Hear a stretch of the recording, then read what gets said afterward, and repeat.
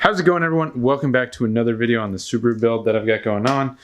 So today I'm going to be working on making a new hydraulic handbrake. I'm not a fan of the one that I have right now. I modified it in the past a long time ago, a little over a year and a half ago, I believe, when I initially made it for rallycross.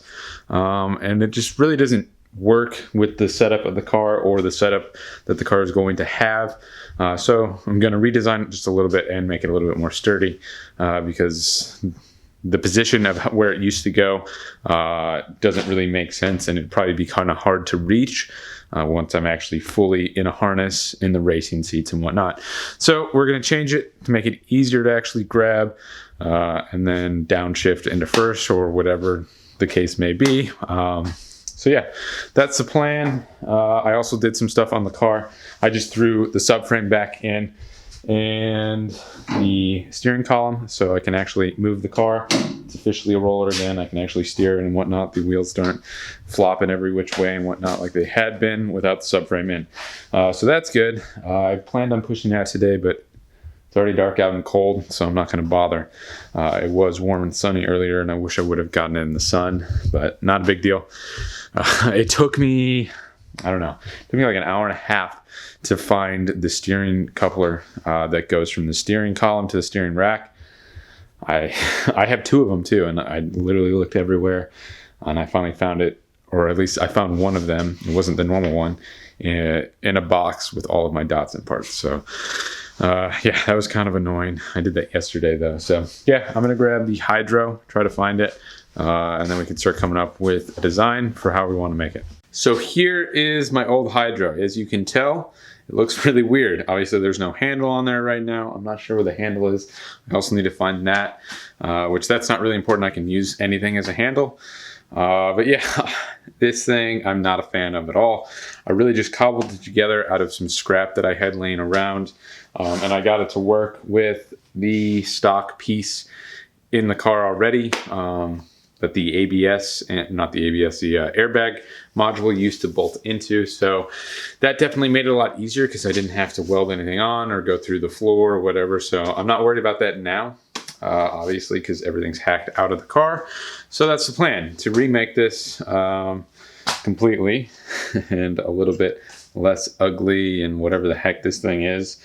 It's just a random TIG welding project when I was first learning how to TIG weld, and they're just terrible and just random scrap metal that I just kind of welded together to slowly make it stronger, and it's quite the abomination, not gonna lie. So we're gonna take this apart, get some measurements for where I'm going to actually put this thing, and start coming up with a design, and then cut it out of 8-inch plate, and then start welding everything together. Now, if you're planning on making your own hydraulic handbrake, kind of like I'm doing, you can kind of go with whatever master cylinder you want. You can just order the correct size, do some research on the sizes, because you don't want to go with a really large diameter piston in your hydraulic handbrake. So the larger the piston, the more fluid you're going to be moving, so the more effort it's going to take to lock up the brakes. You kind of want a smaller diameter so it's moving less fluid with more pressure, but it's easier to actually move that cylinder because you don't have like power assist.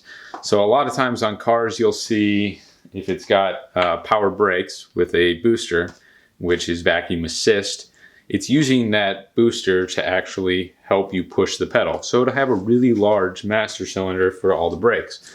I think Subarus on like STIs or something like that, they're over an inch diameter for the normal master cylinder. Now, if you go with manual brakes on a car and you try to keep that stock master cylinder, you're gonna have a lot more pedal effort.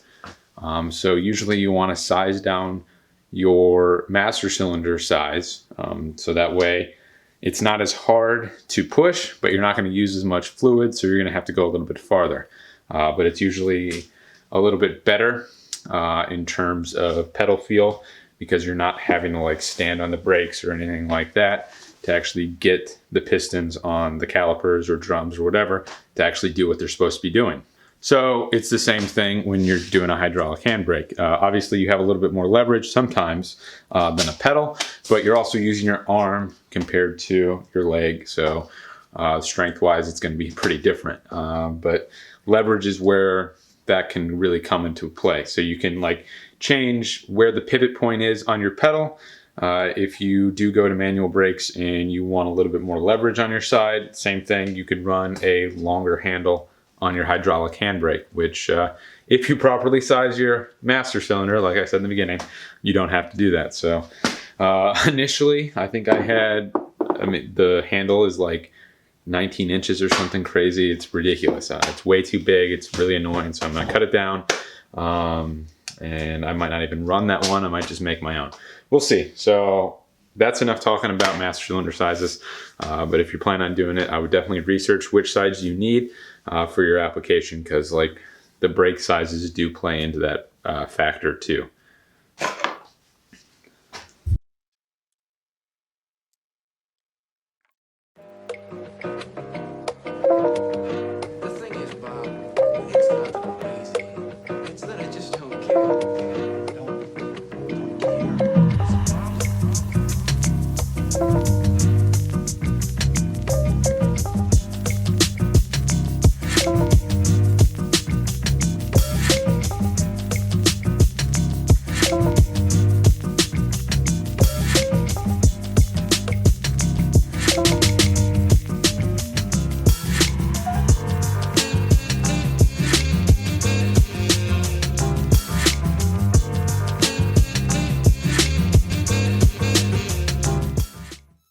So for ease of getting everything done, I have a bunch of these 1/8 inch 2x6 coupons that are already cut out. So I only have to take about, like a 1/2 inch off of these, because that's 5.5 is what I made this.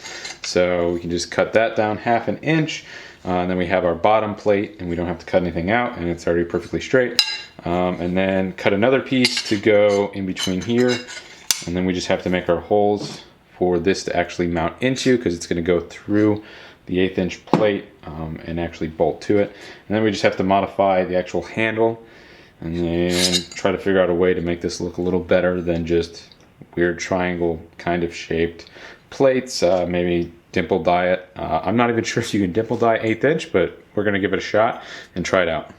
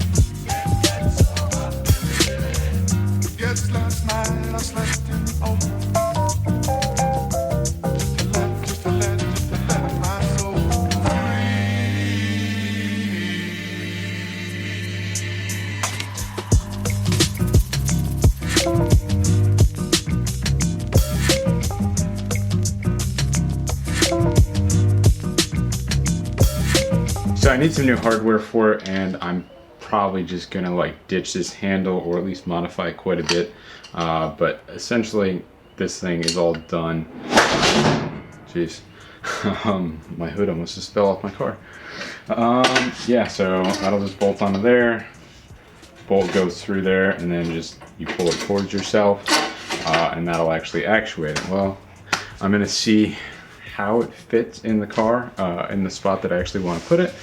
But it should be pretty simple to just bolt up. I'll probably just do 2 holes straight down, and just bolt it to the transmission tunnel, and that should be fine, because it won't interfere with anything, and then I can just put it exactly where I want it once I get the seats and everything in there, especially the shifter. That's kind of a big deal, because I don't want it to get in the way of shifting or anything like that. But yeah, I'm gonna throw it in the car, kind of see exactly how it fits in there right now though. As it falls apart, essentially this is where it's going to go, slightly at an angle, so I'm pulling towards myself. Before I had it up here, so it sat kind of like this, but it was opposite. That's why I had to chop it up so much, because I would pull towards me and it would push the rod forward when I did that, so I had to make that to be able to do that. Now I'm doing more of like a conventional style where pulling towards you compresses the cylinder. So this is how most of them come, and I could have just bought like a normal off-the-shelf one and it would have worked fine, same as this one. So yeah, it's fine for now. I'm gonna come up with some more hardware for it, something a little bit better, but it's good, and I can come up with the actual position when I do the brake lines this weekend, probably tomorrow, or I don't even know what today is. Today's Wednesday, so probably Friday that I'll actually do the brake lines. Probably gonna do fuel lines tomorrow. And then when I do the brake lines, I'll position this exactly where I want it to be, and make my holes and then weld it up. Well, I probably won't weld it because I don't want to mess up the paint. But yeah, I should be able to do it pretty simply. Just put a nut on the back and go straight down. Shouldn't be too bad. All right, so here is the finished product, I guess. Yeah, I mean, it's pretty simple to make something like this. I mean, you're only limited by your imagination type of thing on something like that. And they're pretty easy to make and come up with. I'm gonna clean up the edges a little bit more another day, and then paint it up a little bit. Throw something on there. I don't know what color, probably black, because I have white spray paint. I might just paint it white and I can match the interior. I'm just going to spray paint it though. But yeah, that's all I'm going to do for tonight. I need to get to sleep. It's late. Got to be up in like 6 hours for work. Work on this car is killing me with work, but almost done. So I'm going to ramble for a second. I apologize. So I'm done with the video though if you want to click off. But I don't know if I'm going to actually paint the car before the rally. I really, really want to. I'm not sure I mentioned that in any of my other videos. I do really want to because of the fact that everything's apart and it'd be a lot easier. But it's going to add like a week and a half of work at a minimum, if not more. So if I can just save that for after the rally, that'll definitely give me a lot more time to troubleshoot the actual engine, important stuff, brakes, wiring, whatnot. Those are the things that I really need to focus on, and the safety equipment and whatnot, to get it all inspected. So that's the plan. Maybe I'll finish early and I've got a couple weeks to spare and everything works great on the car, which that never works like that, but maybe it will. And I'll actually be able to paint it before the rally, which would be sweet because I hate this color of the car right now. And I'm really looking forward to painting it because I think it'll look way cooler when it's actually its final color. But anyway, like I said, I'll stop talking. Trying to keep this video pretty short and kind of concise and whatnot. So you guys have a good night or day, whatever time you're actually watching this. I'm gonna go clean up and go to sleep.